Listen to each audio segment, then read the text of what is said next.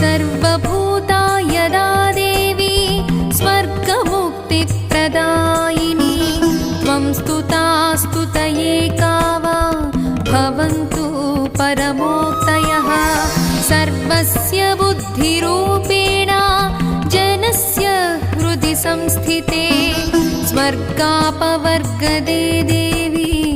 नारायणि नमोऽस्तुते कलाकाष्ठादिरूपेण परिणामप्रदायिनी